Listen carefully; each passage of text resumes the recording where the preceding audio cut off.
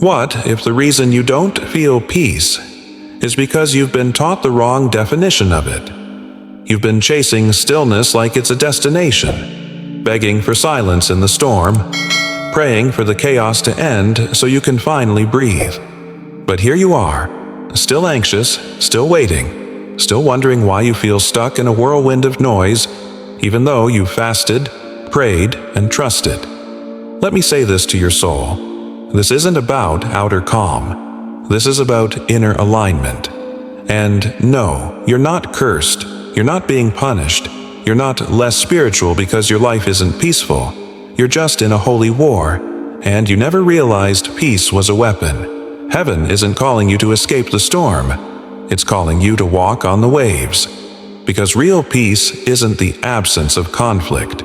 It's the presence of divine clarity in the middle of it.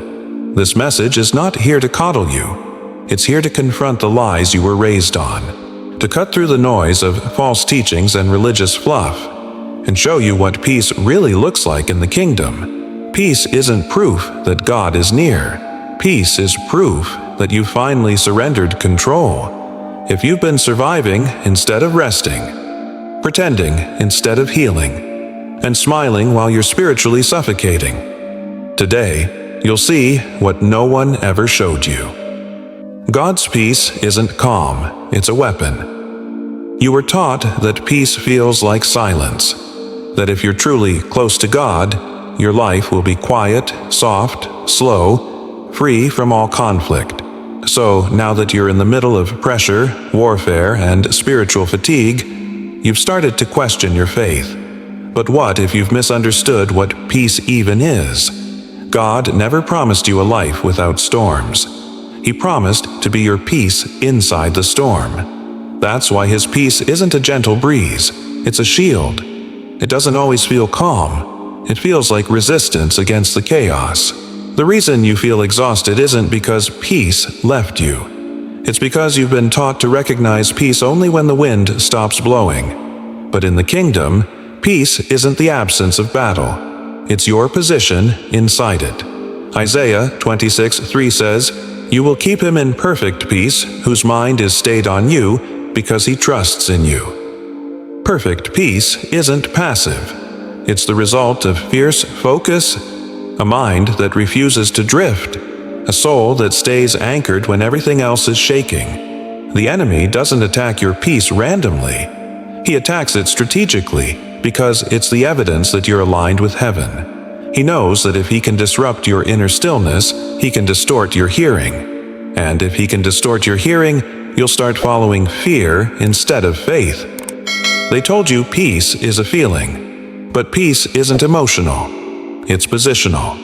Peace is a sword in your hand, not a pillow under your head. The enemy sends storms that look like peace. Not every calm is from God. Some of it is just the enemy turning down the noise, so you'll stop praying. You thought the silence meant relief. You assumed the stillness meant breakthrough. But now you realize the pressure didn't end.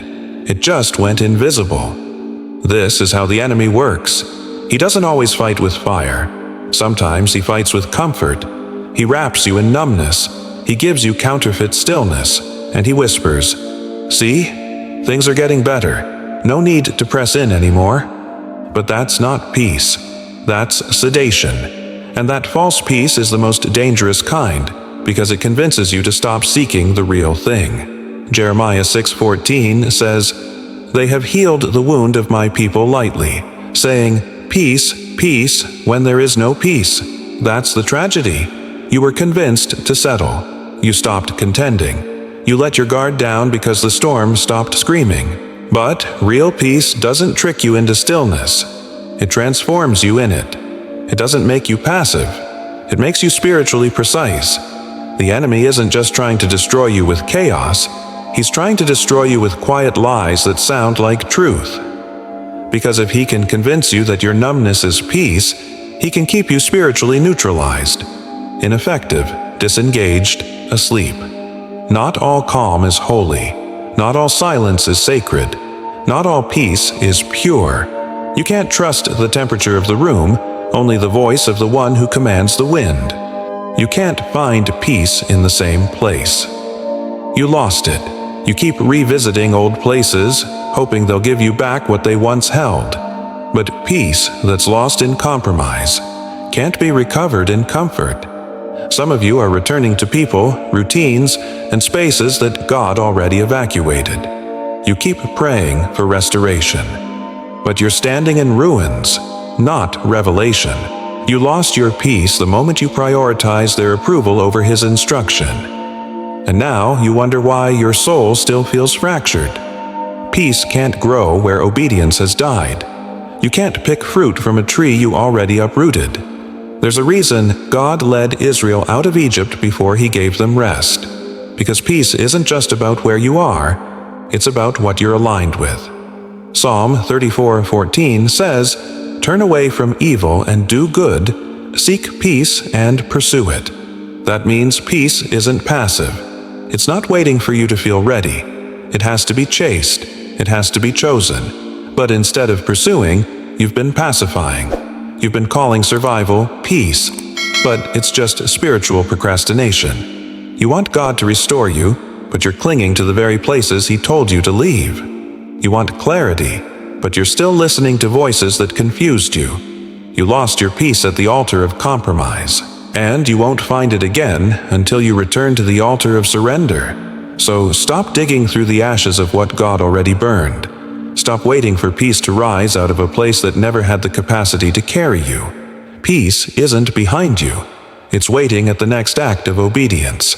Peace comes after obedience, not before it. You keep asking for peace before you obey, but that's not how the kingdom works. You want the storm to calm before you step out. You want confirmation before the surrender. You want to feel safe before you say yes. But in God's world, peace is the reward of obedience, not the prerequisite for it. You don't get peace to make the decision. You get peace after you've obeyed, even when it terrified your flesh. That's why some of you have been feeling anxious for months, because your spirit knows what God already told you to do, but your mind is still negotiating it.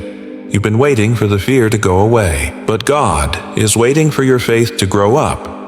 Philippians 4:7 says, "And the peace of God, which surpasses all understanding, will guard your hearts and your minds in Christ Jesus." Did you catch that? Peace surpasses understanding. That means it doesn't make sense. It doesn't come from clarity. It comes from covenant. You don't need more information. You need more obedience. Peace isn't found in knowing the outcome. Peace is found in knowing who called you. That's why Abraham could take Isaac up the mountain. Why Peter could step out of the boat. Why Jesus could sleep during the storm. Because when obedience becomes your posture, peace becomes your companion, no matter the terrain. So, stop waiting for a sign to feel better. Start moving in what God already whispered. You've been praying for peace, but heaven has been waiting for your yes. If you have to control everything, you don't have peace. You call it planning. You call it stewardship. But deep down, it's fear dressed up like wisdom. You don't have peace. You have a script, and every time life veers off it, your spirit collapses. You think peace comes from control. But the truth is, peace only comes when you surrender what you never had control of in the first place. Control is a counterfeit comfort. It gives you the illusion of safety, while robbing you of the freedom to trust. That's why you feel exhausted, because you're carrying burdens God never assigned to you. You're managing outcomes He never asked you to predict, and you're trying to micromanage the miraculous. But peace was never meant to be manufactured. It's inherited from intimacy, not strategy. Proverbs 3:5-6 says, "Trust in the Lord with all your heart and lean not on your own understanding. In all your ways acknowledge Him, and He shall direct your paths." That means your peace doesn't depend on knowing what's next. It depends on knowing who's already there. You won't experience divine rest until you let go of human control. Because control and peace can't coexist. One will always kill the other. Peace says, "Even if I don't know, I trust." Control says, if I can't see it, I won't move. One leads you deeper into God's will. The other traps you in a loop of spiritual anxiety. Always busy, never surrendered. You're not tired because life is hard. You're tired because you've been playing God. Let Him be the shepherd. Let Him lead. Let Him interrupt the plans you made out of fear. You don't need more control. You need less self-reliance and more sacred release. True peace feels risky because it's not of this world. You've been expecting peace to feel safe, predictable, soft, familiar, but real peace, God's peace, doesn't always feel like that. Sometimes it feels dangerous to your flesh because it pulls you away from what you've known and anchors you in what you can't yet see. That's why you keep questioning it, because it doesn't feel right according to your logic. But heaven's peace doesn't fit into earthly patterns. It's not a vibe. It's not a mood. It's not the universe aligning for your comfort. It's a divine force that pulls you out of anxiety and into alignment, even when nothing around you changes. John 14:27 says, "Peace I leave with you, my peace I give to you. I do not give to you as the world gives. Do not let your hearts be troubled and do not be afraid." Did you hear that? His peace is not like the world's. That means if it feels too normal, too easy, too crowd-approved, it probably isn't from Him, because His peace will often push you into places that require courage. It won't pamper your fears, it will confront them. That's why some of you are confused right now. You stepped into what God told you to do, and instead of feeling relaxed, you feel raw, exposed, weak, stretched. That doesn't mean you missed it. That means you finally entered into supernatural territory. You're walking by faith now, not by sight. And peace isn't the feeling that makes it easier. Peace is the evidence that you're no longer moving in your own strength. So yes, peace might feel risky, because it doesn't come from control. It comes from trust. You've been asking for peace, but avoiding the process that produces it. You cry out for peace, but you resist the pruning. You want calm, but without the confrontation that births it. Peace doesn't fall out of the sky. It's forged in the fire of surrender, in the silence of obedience, in the warfare of spiritual maturity. And many of you've been stuck in restlessness. Not because God hasn't sent peace, but because you keep running from the process required to carry it. You pray for peace, but still cling to offense. You worship, but won't release the control. You fast, but refuse to forgive.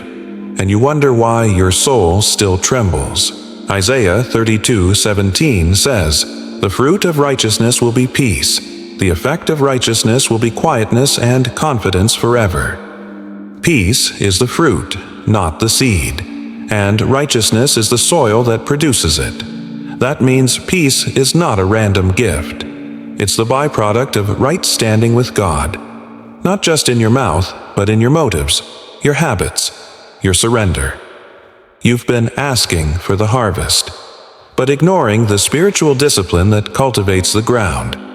You want divine rest, but live in disobedience. You want clarity, but flirt with compromise. You want to hear God's whisper, but surround yourself with the noise of opinions. No wonder you're exhausted. You're trying to pick peace like it's fruit from a tree you never watered. Peace doesn't grow in rebellion. It grows where holiness is prioritized over convenience. And until your lifestyle aligns with His truth, peace will always feel like a guest that visits, but never stays. Peace was never a feeling. It was always a person. You've been searching for an emotion, a sensation, a moment of quiet. But peace is not a mood you enter. Peace is a man you follow. His name is Jesus. That's why every time you try to manufacture peace without Him, it fails. That's why no playlist, no routine, no relationship, no therapist, no vacation has ever fully satisfied the ache in your soul. Because your soul was never designed to be calmed by the world. It was designed to be ruled by the Prince of Peace. Isaiah 9-6 calls him Wonderful Counselor, Mighty God, Everlasting Father, Prince of Peace. Did you catch that? He doesn't just give peace, He is peace. That means peace is not something you find when life slows down. It's someone you stay close to when everything speeds up. And if you're distant from Him, peace will always feel distant from you. You've been treating peace like a product, but it's not a thing. It's a presence. That's why, when you're in His presence, everything else can be falling apart, and yet your spirit remains steady, because peace isn't the absence of pressure. It's the presence of the person who holds your world together. So maybe you don't need a new plan. Maybe you just need proximity, to run back to Him, to lay down every coping mechanism you've built, to stop outsourcing your stillness to things that never had the power to hold you. You don't need another moment of escape. You need a deeper encounter with the only one who can still your storm by simply being there. God's peace doesn't silence the storm. It anchors you in it. You've been waiting for the winds to stop, but God never promised to cancel the storm. He promised to anchor you through it. This is where many lose their faith. They assume that peace means everything goes quiet, that if they're truly in the will of God, everything will fall into place. But the truth is, God's peace isn't proven by calm weather. It's proven by your unshakable spirit inside the chaos. When Jesus stood in the boat with His disciples, the storm still raged, until He spoke. But He wasn't panicked. He wasn't pacing. He was resting, because He is peace. That same peace is available to you, not to remove you from the battle, but to equip you to stand still while arrows fly. Philippians 4:9 says, "Whatever you have learned or received or heard from me or seen in me, put it into practice, and the God of peace will be with you." Did you hear that? Not just peace will be with you. The God of peace will be with you. That means peace is not circumstantial. It's relational. It follows your obedience and fills your alignment. You don't have to wait for the diagnosis to change, for the money to come in, for the relationship to be restored, to be at peace. You just have to anchor your heart in the one who never changes. Because storms will come, winds will howl, voices will lie, but peace isn't what surrounds you. It's what's been planted inside you by the Spirit of God. And when you live from that place, you don't just survive storms, you silence them. You were never meant to live in panic. You were never designed to be ruled by fear. And the peace you've been begging for? It's not something you have to chase anymore. Because now you know, peace isn't a mood. It's not a moment. It's not a break in the chaos. Peace is a person, and He's never left your side. You don't need more answers. You don't need things to finally go your way. You need to realign your soul to the Prince of Peace and let Him take His rightful place on the throne of your heart. You weren't too broken to receive this. You weren't too messy. You weren't too late. You were just misdiagnosed. The truth is, you were always being called, always being drawn, always being prepared to finally receive the kind of peace that no storm can steal. Healing won't come from hiding. It comes from handing it all back to God. So if this wrecked your spirit and whispered life back into your soul, comment below, "God, I receive my peace." And if you want to keep hearing what heaven is whispering, subscribe and stay close. The next storm may come, but now you'll know where your anchor is.